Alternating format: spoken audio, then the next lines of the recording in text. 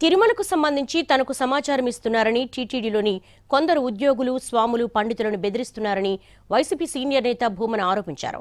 మీ ఫోన్లు ట్యాపింగ్ అవుతున్నాయని, మీరందించే సమాచారం సీఎంఓ కార్యాలయానికి వెళుతుందని హెచ్చరిస్తున్నారని అన్నారు.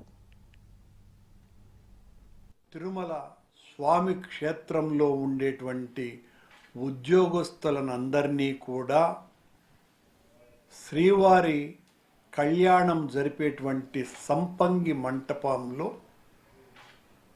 సమావేశాన్ని ఏర్పాటు చేసి ఉద్యోగస్తులను, వేదం చెప్పేటువంటి వాళ్లను, స్వాములను అందరినీ పిలిచి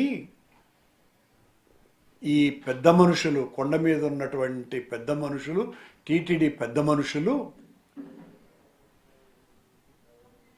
మీ ఫోన్లన్నీ కూడా ట్యాప్ అవుతున్నాయి, మీరు ఎవరెవరికి ఫోన్లు చేస్తున్నారు, కరుణాకర్ రెడ్డికి ఏ రకమైనటువంటి సమాచారం ఇస్తున్నారు, అవన్నీ కూడా ముఖ్యమంత్రి కార్యాలయానికి నేరుగా వెళ్ళిపోతున్నాయి.